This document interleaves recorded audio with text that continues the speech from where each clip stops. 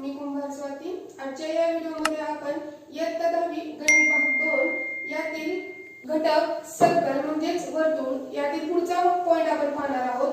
गेल्या व्हिडिओमध्ये आपण बरेचसे थेरम पाहिले होते, 3.1 पाहिलं होतं. आज आपण 3.2 याचा अभ्यास करणार आहोत. त्यापूर्वी थेरम ऑफ टचिंग सर्कल्स म्हणजे स्पर्श वर्तुळाचा प्रमेय म्हणजे काय हे आपण पहिला अभ्यासणार आहोत आणि या प्रमेयावर आधारितच आपला एक्सरसाइज 3.2 असणार आहे. त्यामुळे हे पहिल्यांदा थेरम आपण पाहणार आहोत. Touching circles. आता आपण टचिंग सर्कल्स हा पॉइंट देखील गेल्या व्हिडिओमध्ये पाहिला होता, तरी पण मी तुम्हाला रिवाइज करते की टचिंग सर्कल्स म्हणजे काय. इथे मी दाखवलेले आहेत, दोन सर्कल्स टच झालेले आहेत. The these two circles are in a same place having only one point is a common.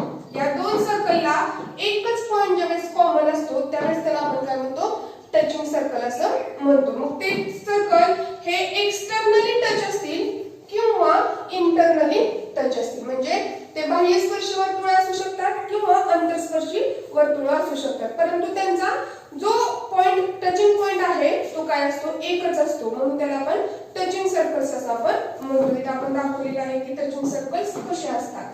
आणि जर दोन पॉइंट मध्ये जर टच होत असतील तर त्याला आपण इंटरसेक्टेड सर्कल असं म्हणतो. हे आपण गेल्या व्हिडिओमध्ये पाहिलेलं आहे. तर आज आपण टचिंग सर्कल थेरम पाहणार आहोत. पहिल्यांदा आपण स्टेटमेंट पाहूया टचिंग सर्कल थेरमचं. स्टेटमेंट मध्ये काय सांगितलेलं आहे, if two circles touch each other. जेव्हा दोन सर्कल एकमेकांना टच करतात, touch each other, their point of contact काय आहे, त्यांचा जो पॉइंट ऑफ कॉन्टॅक्ट आहे, कारण एकाच कॉमन पॉइंट मध्ये ते काय करतात, टच होतात. म्हणून त्यांचा जो पॉइंट ऑफ कॉन्टॅक्ट आहे, त्या आकृतीमध्ये पॉइंट ऑफ कॉन्टॅक्ट टी आहे. इथं पण बघा पॉइंट ऑफ कॉन्टॅक्ट जो आहे तो काय आहे, टी आहे. Their point of contact lies on the line joining the centre. त्याचा जो पॉइंट ऑफ कॉन्टॅक्ट आहे तो कशावर असला पाहिजे, त्या वर्तुळाचे जे सेंटर आहे त्यांना जोडणारी जी रेषा आहे त्याच्यावर असतो. हे आपल्याला सिद्ध करायचं आहे. म्हणजे तो पॉइंट ऑफ कॉन्टॅक्ट कशावर असतो, जे सेंटरला जोडणारी जी लाईन आहे त्याच्यावर असतो. हे आपल्याला सिद्ध करायचं आहे. तर आपण नेहमीसारखं गिवन लिहूया. गिवन आपल्याला दिसते, काय दिसते, आपण फिगर ड्रॉ केलेली आहे. मी सांगितलं होतं की पहिल्यांदा कधीही थेरम प्रूफ करताना आपल्याला फिगर ड्रॉ करावी लागते. काय काढलेलं दिसते, आपण समजा ही फिगर घेऊया. इंटरनली असू शकतात किंवा एक्सटर्नली टचिंग असू शकतात, कोणतेही घेतलं तरी काय हरकत नाही. काय काढलेले आपण, circles having centre O and P are touching circle and their point of contact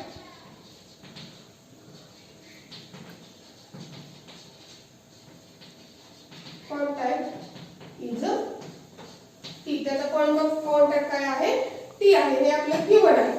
त्यानंतर आपल्याला प्रूफ काय करायचं आहे, टू प्रूफ बघा सिद्ध काय करायचं आपल्याला, काय सिद्ध करायचंय की हा टी पॉइंट या ओबी लाईन वर असतो. हे आपल्याला सिद्ध करायचंय. Point T is lies on line OB. म्हणजे त्या वर्तुळाच्या केंद्रातून जाणारी जी रेषा आहे त्या रेषेवर हा टी बिंदू असतो. हे आपल्याला सिद्ध करायचं आहे. गिवन दिला आपण प्रूफ लिहिलेला आहे. तर आता आपण प्रूफ पाहूया. प्रूफ मध्ये आपल्याला पहिल्यांदा काय बघायचं, फिगर मध्ये आपण लाईन एल कन्स्ट्रक्शन मध्ये लिहिलं तरी चालेल किंवा प्रूफ मध्ये लिहिलं तरी चालेल. ही लाईन एल ही काय काढलेली आहे, कॉमन टँजेंट काढलेली आहे. कशातनं, पॉइंट टी मधनं. Suppose line L is a common tangent passes through point T. म्हणजे T मधून जाणारी, पॉइंट T मधून जाणारी लाईन एल ही काय आहे, कॉमन टँजेंट आहे. त्यानंतर फिगर मध्ये आपल्याला काय दिसते की द टँजेंट ही काय आहे, रेडियसला परपेंडिक्युलर असते at the point of a contact. मग आपण काय लिहू शकतो, line L perpendicular to OT. त्याला आपण रिझन देऊ शकतो टँजंट थेरम. त्याच पद्धतीने आपण काय म्हणू शकतो, line L is perpendicular to PT. Line L perpendicular to PT. याचं पण रिझन आहे टँजंट थेरम. म्हणजे आपल्याला काय म्हणते टँजंट थेरम मध्ये आपण काय शिकलो होतो, टँजंट ही काय असते, परपेंडिक्युलर असते रेडियसला at the point of contact. Point of contact कशी काय असते ती परपेंडिक्युलर असते. त्यामुळे आपण हे दोन स्टेटमेंट दिलेले आहेत. आता आपण हे दोन्ही स्टेटमेंट बघू. लाईन L ही परपेंडिक्युलर आहे लाईन OT ला, त्याचप्रमाणे लाईन L ही परपेंडिक्युलर आहे PT ला देखील. म्हणून आपण हे कंबाईन घेऊ. लाईन L perpendicular to PT and line L perpendicular to OT at a point P. OT आणि PT मध्ये P हा पॉइंट काय आहे, कॉमन आहे. म्हणजे पॉइंट T वर OT ही काय आहे, परपेंडिक्युलर आहे. त्याचप्रमाणे PT देखील परपेंडिक्युलर. लाईन L ही परपेंडिक्युलर आहे PT वर पण, आणि लाईन L ही परपेंडिक्युलर आहे OT वर ऍट द पॉइंट T. म्हणजे पॉइंट T जवळ काय आहे ते परपेंडिक्युलर आहेत. म्हणजे आपण काय म्हणू शकतो, एका पॉइंट मध्ये आपल्याला परपेंडिक्युलर किती काढता येतात, फक्त एकच काढता येतो. म्हणजे एका पॉइंट मध्ये जर आपल्याला एकच परपेंडिक्युलर जर काढता येत असतील तर OT आणि PT ह्या डिफरंट लाईन असणार आहेत का, तर नाही, त्या डिफरंट लाईन नसणार आहे, त्या एकच असणार आहे. म्हणजे OTP हे काय आहेत, एकाच रेषेवर असतील, कोलिनियर पॉइंट्स असणार आहेत. म्हणजेच आपण म्हणू शकतो की P हा कशावर आहे, ह्या OP वर आहे असं आपण म्हणू शकतो. तेच आता आपण लिहू शकतो. There is a one and only one perpendicular drawn at the point P. Point T जवळ आपण one and only one perpendicular drawn करू शकतो, काढू शकतो. म्हणजेच आपण काय म्हणू शकतो की OT and PT are not different. OT and PT are not different.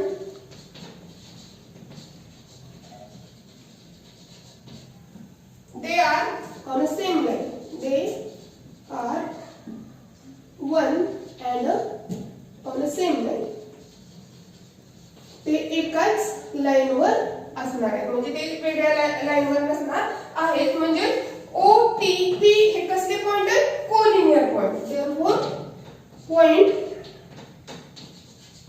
OTP are co-linear points. मग हे कोलिनियर पॉइंट्स आहेत. म्हणजेच आपण काय म्हणू शकतो, point T is lies on a line OP. म्हणजे पॉइंट T हा OP वरच आहे. therefore we can say that point T is lies on line OP. म्हणजे अशा पद्धतीने आपण हा थेरम काय करू शकतो, सिद्ध करू शकतो. लक्षात आलं असेल की आपण काय केलेले आहे, ही कॉमन टँजंट काढलेली आहे आणि ह्या कॉमन टँजंट मध्ये आपण काय दाखवलेले आहे, ही टँजंट OT ला पण परपेंडिक्युलर आहे, PT ला पण परपेंडिक्युलर आहे at the point of contact T. म्हणजे T हा काय आहे, दोन्ही मध्ये कॉमन पॉइंट आहे. मग T जर कॉमन पॉइंट असेल तर एका पॉइंट मधून एकच परपेंडिक्युलर आपल्याला काढता येते. म्हणजे OTP हे काय आहे, कोलिनियर पॉइंट आहे, ते आपण सिद्ध केलं. आणि त्यावरून काय म्हटलं, point T is lies on a line OP.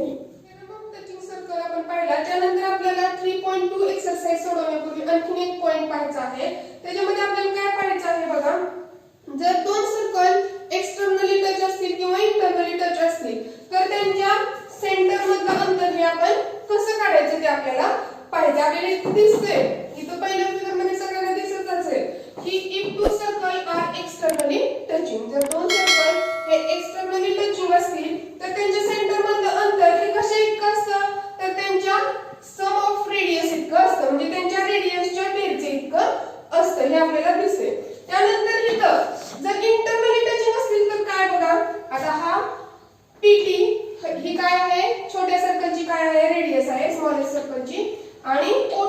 ही काय आहे, बिगेस्ट सर्कलची काय आहे, रेडियस आहे. आणि ह्या दोन सेंटर मधलं अंतर जर आपल्याला काढायचं असेल, सेंटर मधलं अंतर काय आहे, ओपी. हे कसं काढता येईल, आता समजा ही रेडियस आहे, समजा ही आपण 6 घेऊया.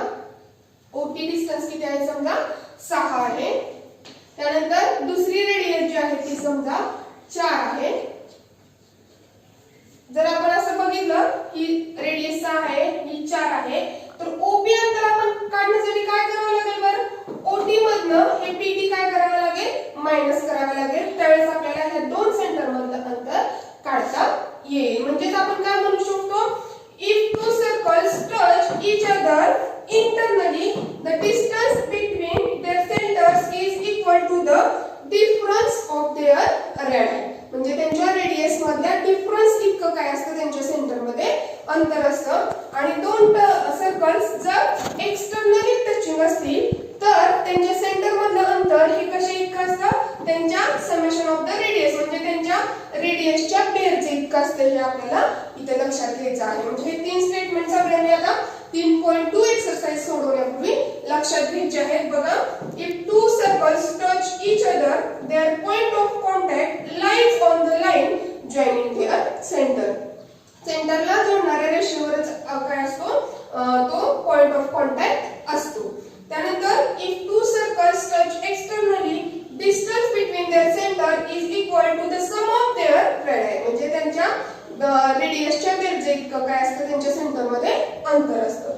If two circles touch each other internally the distance between their centre is equal to the difference of their radii. म्हणजे त्यांच्या रेडियसच्या डिफरन्स इतकं काय असतं त्यांच्या सेंटर मध्ये अंतर असतं. हे आपल्याला लक्षात ठेवायचं आहे. आता आपण प्रॅक्टिस सेट 3.2 सोडूया. 3.2 मध्ये पहिला जो क्वेश्चन आहे तो असते इथं, two circles having radii 3.5 cm and 4.8 cm touch each other internally. महत्त्वाचा शब्द काय आहे इथे बघा, इंटरनली टच आहे. Find the distance between their centre. त्यांच्या सेंटर मधला आपल्याला डिस्टन्स काढायचा आहे. आताच आपण बघितलं होतं, जर दोन सर्कल इंटरनली टच असतील तर त्यांच्या सेंटर मधला डिस्टन्स आपण कसं काढतो, तर त्यांच्या सेंटर मधला डिस्टन्स काढण्यासाठी त्यांच्या रेडियसचा काय काढायचा, फक्त डिफरन्स काढायचा आहे. म्हणजे मोठ्या रेडियस मधनं लहान रेडियस काय करायची, फक्त वजा करायची. म्हणजे आपल्याला त्यांच्या सेंटर मधला काय मिळतो, फरक मिळतो.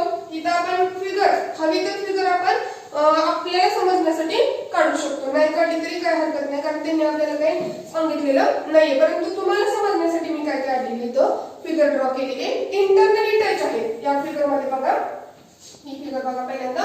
इंटरनली टच आहे आणि किती रेडियस आहे, 3.5 सेंटीमीटर आणि 4.8 सेंटीमीटर. आता मोठ्याची किती असणार आहे, 4.8 असणार आहे आणि छोटे सर्कलची रेडियस 3.5 सेंटीमीटर असणार. हे आपल्याला लक्षात घ्यायचंय. मग आपण लिहू शकतो इथं, distance between their centre, the distance between their centre. कसं काढता येईल आपल्याला, रेडियसच्या ज्या दोन रेडियस आहेत त्यांच्या वजाबाकी इतकं. म्हणजे त्यांचे रेडियस काय करावे लागतील आपल्याला, वजा करावे लागतील. 4.8 minus 3.5. हे कशावरून लिहिलं आपण स्टेटमेंट, आताच मी सांगितलं की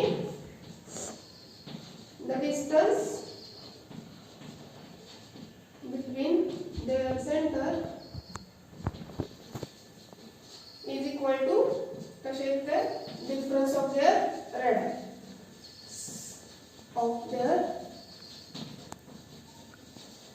रेडियाई.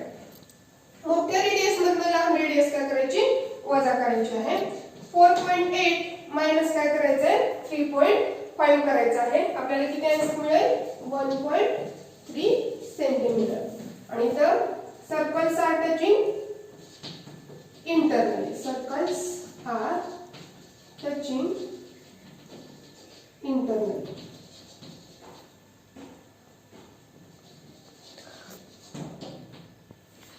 जर सर्कल इंटरनली टचिंग असेल तर त्यांचे डिस्टन्स बिटवीन देअर सेंटर हे कसे इतकं असतं, त्या दोन रेडियसच्या वजाबाकी इतकं असतं. हे आपल्याला इथं आन्सर मिळते. आता तसाच प्रश्न आहे दुसरा, तो आपण लगेच सोडूया. इथं इथं पहिल्याचा आन्सर म्हणून आपण. तसाच सेकंड क्वेश्चन आहे. आपला वेळ जाऊ नये म्हणून दोन्ही पण आकृत्या काढून ठेवलेल्या आहेत. Two circles of radii 5.5 centimeter and 4.2 centimeter touch each other externally. कसे टच करतात? Externally. Find the distance between their center. मग ते डिस्टन्स आपण कसं काढतो? आता स्टेटमेंट जे बघितलं होतं, सम ऑफ देअर रेडियस. रेडियसच्या बेरजे इतकं काय असतं? त्यांच्या सेंटर मध्ये अंतर असतं. लगेच आपण आता सारखं आपल्याला लिहायचं आहे. इथं एक्सटर्नली टचिंग सर्कल दाखवलेले आहेत. हे फक्त आपल्या माहितीसाठी. इथं काय मी आन्सर मध्ये तसं काही लिहिलेलं नाही की आपण हे फिगर काढलेले आहेत. मी फक्त तुम्हाला समजण्यासाठी हा फिगर ड्रॉ केलेला आहे. काय आपल्याला केलेलं आहे? 5.5 आणि 4.2. 5.5 प्लस 4.2 हे केले की आपल्याला काय मिळतं? त्यांच्या सेंटर मधलं अंतर काढता येतं. उत्तर लिहूया. If circles are touching externally, externally touching असतील तर कसं काढू शकतो? The distance between their center काय करावं लागेल आपल्याला? 5.5 प्लस 4.2 काढावं लागेल. म्हणजेच काय कशा इतकं असतं? The distance between their centre is equal to sum of their radius. त्यांच्या रेडियसच्या बेरजे इतकं असतं. डिस्टन्स किती येणार आहे आपल्याला? 9.7 सेंटीमीटर इतकं येणार आहे.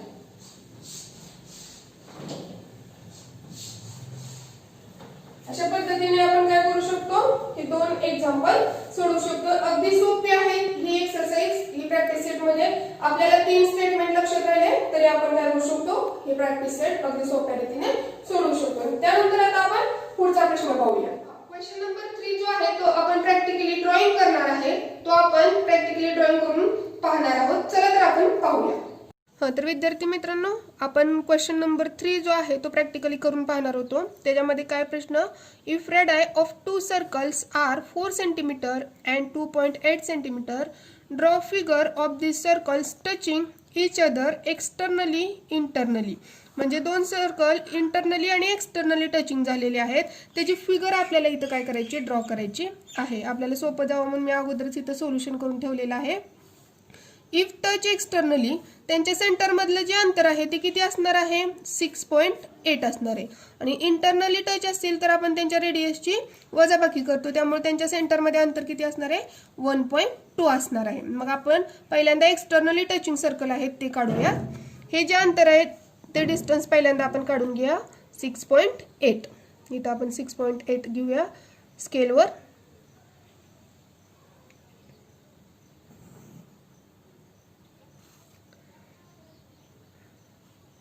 समजा हे डिस्टन्स ए बी आहे असं आपण म्हणूया. मग आता आपल्याला दोन्ही सर्कल काढायचे आहेत. मग पहिले जो सर्कल आहे त्याची रेडियस आहे 4 आणि दुसऱ्याची आहे 2.8. मग आपण काय करूया? इथं 4 सेंटीमीटर डिस्टन्स घेऊया. म्हणजे हा टचिंग पॉइंट असणार आहे त्यांचा. इथं समजा सी दिलेला आहे आणि हे राहिलेलं अंतर आता 2.8 असणार आहे. 2.8 आहे हे डिस्टन्स. आता आपण काय करूया? रेडियस 4 असलेलं सर्कल काढूया.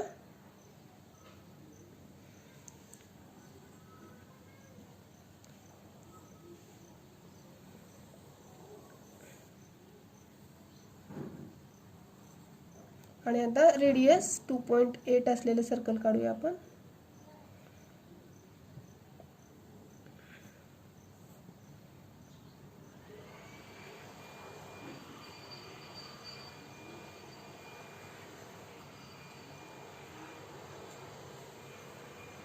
अशा पद्धतीने आपण एक्सटर्नली टचिंग सर्कल काढलेले आहेत. त्याच पद्धतीने इंटरनली टचिंग सर्कल काढण्यासाठी आपल्याला यातलं मोठं जे अंतर आहे ते पहिल्यांदा काढून घ्यावं लागेल.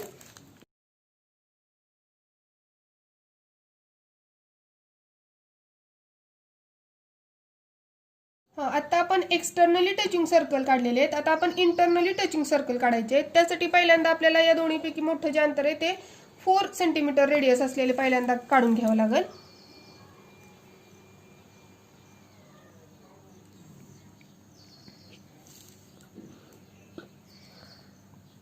ही 4 सेंटीमीटरचं रेडियस काढलेली आहे. त्याच्यावर आपल्याला 1.2 त्यांच्या सेंटरमधलं अंतर घ्यावं लागेल. 1.2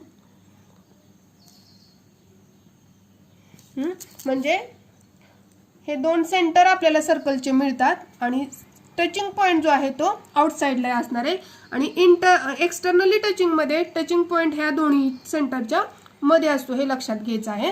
त्यानंतर आपण सर्कल काढूया. आता पहिला AC डिस्टन्स घ्या 4 सेंटीमीटर.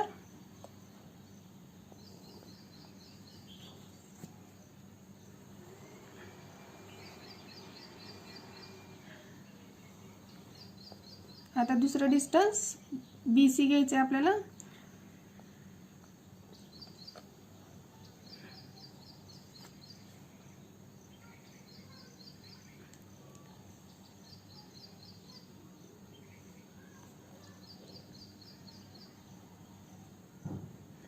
या पद्धतीने आपल्याला इंटरनली टचिंग सर्कल काढलेले आहेत. आपण इथं डिस्टन्स घ्या 4 हे पूर्ण आणि हे असणार आहे 2.8 सेंटीमीटर आणि हे काय आहे त्यांच्या सेंटरमधलं अंतर जे 1.2 आहे. तसंच एक्सटर्नली मध्ये पण A आणि B यांच्यातलं अंतर आहे 6.8. ही रेडियस पहिली, ही दुसरी रेडियस आणि हे दोन्ही अंतर मिळून 6.8. अशा पद्धतीने आपण एक्सटर्नली आणि इंटरनली टचिंग सर्कल काढू शकतो. पुढचा प्रश्न आपण पाहूया. आता question number 4. In figure the circles with centre P and Q. P and Q त्यांचे सेंटर P and Q आहे. Touch each other at R. कुठं टच होतात? At point R. A line passing through R meets the circle at point A.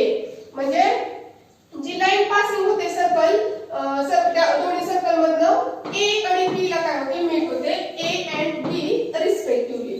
म्हणजे या दोन्ही circle मधनं जी line pass होते ती A आणि B ला काय होते? मीट होते. Prove that seg AP parallel seg BQ. आपल्याला काय दाखवायचंय? AP पॅरलल BQ हे आपल्याला दाखवायचं आहे.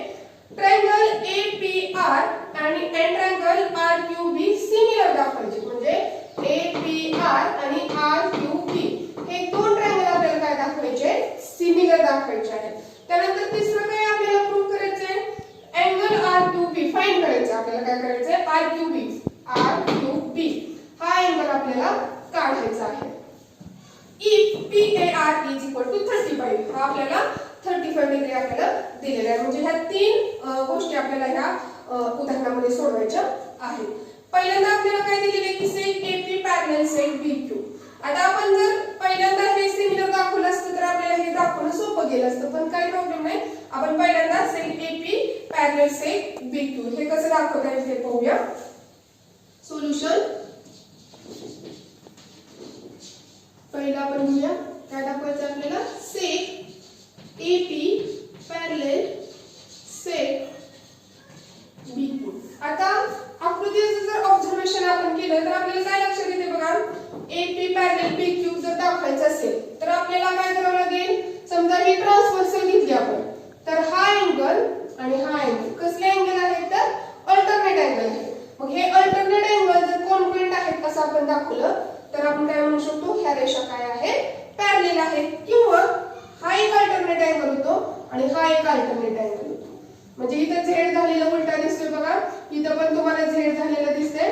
म्हणजे कोणतेही दोन अँगल जर अल्टरनेट अँगल तुम्ही कॉन्ग्रुएंट दाखवले तर तुम्ही त्या दोन लाईन काय करू शकता?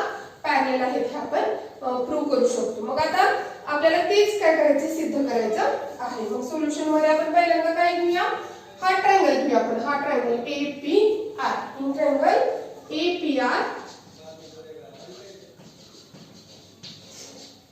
जर आपण ट्रायंगल APR ऑब्झर्व केला तर AP आणि PR हा काय आहेत? रेडियस आहेत सर्कलचे. त्यामुळे त्या कशा असणार आहेत? कॉन्ग्रुएंट असणार आहेत. In triangle APR AP is equal to PR. Radius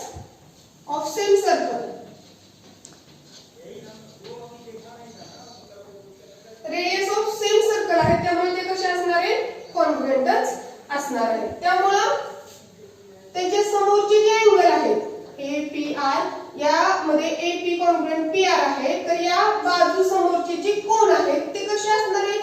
कॉन्ग्रुएंटच असणार आहेत.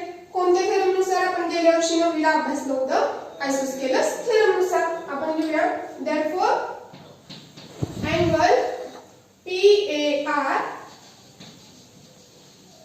is equal to angle किंवा congruent angle PRA. PRA. Reason काय लिहिणार तुम्ही? आयसोस्केलस थेरम. ह्याला आपण 1 म्हणू. आयसोस्केलस थेरम नुसार काय होणार आहे ते दोन अँगल कॉन्ग्रुएंट होणार आहे. त्यानंतर आता आपण हा ट्रायंगल घेऊया. त्यामध्ये पण तुम्हाला तसंच दिसेल. ह्या दोन रेडियस कशा आहेत? एकाच सर्कलच्या आहेत, त्यामुळे ते कसे असणार आहेत? कॉन्ग्रुएंट असणार आहेत. त्यामुळे या ट्रायंगल मध्ये हे दोन कोन कसे असणार आहेत? कॉन्ग्रुएंट असणार आहेत. नाउ इन ट्रायंगल QRB काय दिसतं आपल्याला? QR is equal to Q is the radius of a same circle.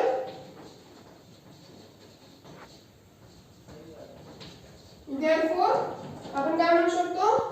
Angle QRB is equal to angle QBR. QBR is the isosceles triangle theorem. Isosceles triangle theorem नुसार काय होतात? हे दोन angle congruent होतात. आता 1 आणि 2 आपण लिहिलेले आहे. आता आकृतीमध्ये काय दिसते तुम्हाला? हा आणि हा अँगल. हे दोन अँगल कसे आहेत? व्हर्टिकली ऑपोजिट आहेत. मग व्हर्टिकली ऑपोजिट अँगल कसे असतात? कॉन्ग्रुएंट असतात. तिसरा पॉइंट आता आपण लिहूया. Now in figure angle ARP angle ARP म्हणा किंवा आपण इथं काय म्हणले? PRA म्हणलेले. ARP किंवा PRA काही जर नाव लिहिलं तर चालते, पण मी इथं जे नाव लिहिले तेच लिहूया म्हणजे तुम्हाला कन्फ्युजन होणार नाही. अँगल PRA कॉन्ग्रुएंट अँगल कोणता असणार आहे? QRB. Angle QRB. रिझन काय असणार आहे? व्हर्टिकली ऑपोजिट अँगल, विरुद्ध कोन आहे ते.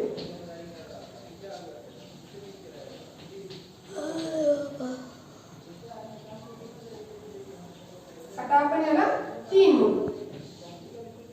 आता 1, 2 आणि 3 चं जर कंपॅरिझन केलं तर आपल्याला काय लक्षात येते बघा? हा अँगल ह्याला कॉन्ग्रुएंट आहे, त्यानंतर हा अँगल ह्याला कॉन्ग्रुएंट आहे आणि हा अँगल एकमेकांना कॉन्ग्रुएंट आहे. म्हणजेच तुम्हाला आठवते का ट्रान्झिटिव्हिटी जी प्रॉपर्टी आहे त्याच्यावर आपण काय म्हणू शकतो? हा ह्याला आहे, त्यानंतर हा ह्याला आहे, हा ह्याला आहे, तर हे सगळे एकमेकांना काय आहे? कॉन्ग्रुएंट आहेत असं आपण म्हणू शकतो ट्रान्झिटिव्हिटी प्रॉपर्टी नुसार. म्हणून आपण लिहूया अँगल कोणकोणते लिहूया आपण? Angle PAR equal to angle PRA equal to angle QRB equal to angle QBR. कोणती प्रॉपर्टी? ट्रान्झिटिव्हिटी.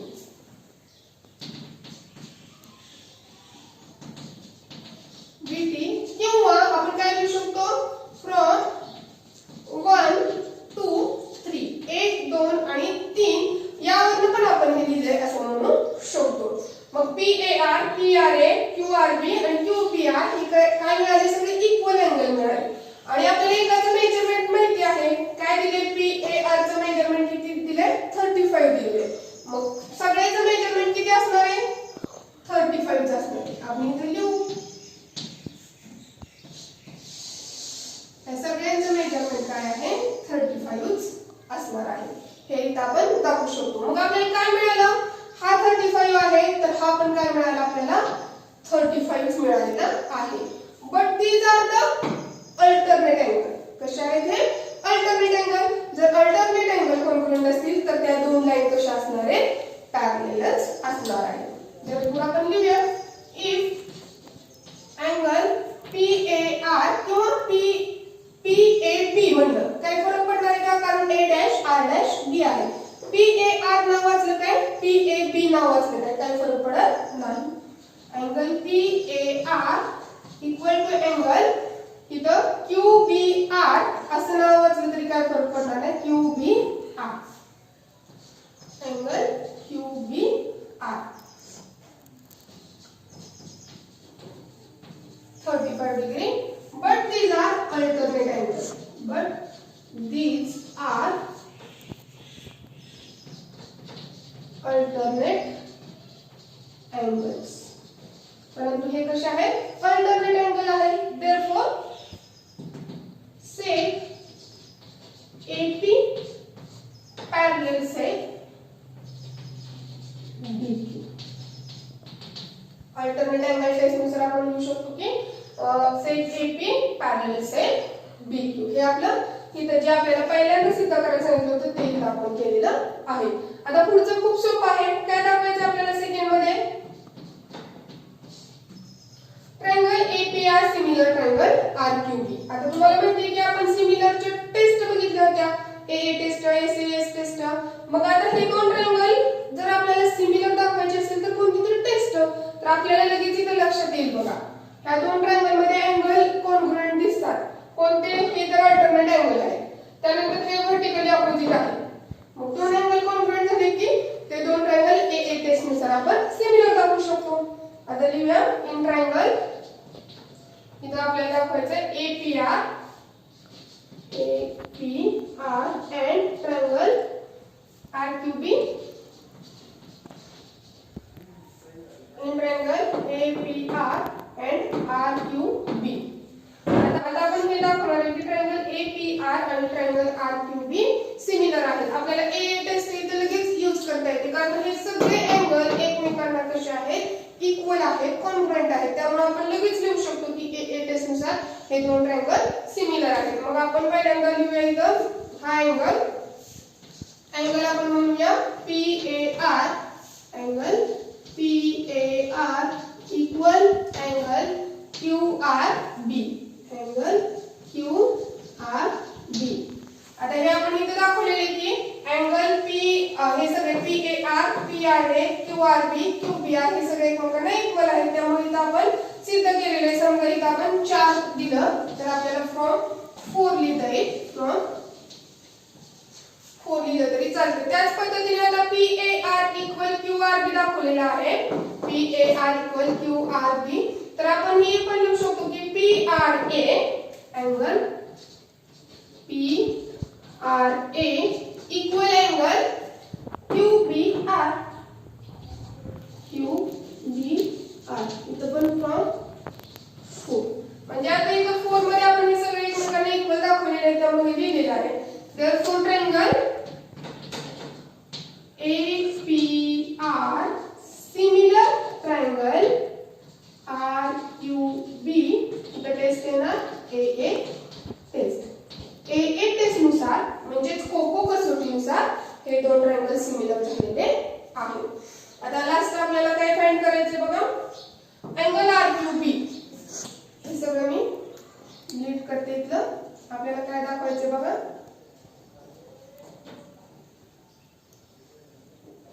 ठीक आहे. हा अँगल दाखवायचा आपल्याला RQB किती आहे हे आपल्याला काढायचं आहे. आता आपल्याला याचं मेजरमेंट किती मिळालेलं आहे 35. याचं मेजरमेंट किती मिळालेलं आहे 35. आता ह्या ट्रायंगल मध्ये आपण काढू शकतो sum of the angle of a triangle is equal to 180. मग हा 35 आहे हा 35 आहे तर हा आपल्याला काढता येतं. देयरफॉर इथे लिहिते आता मी in triangle RQB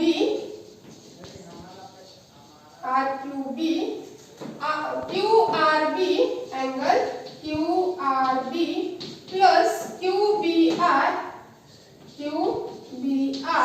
plus RQB angle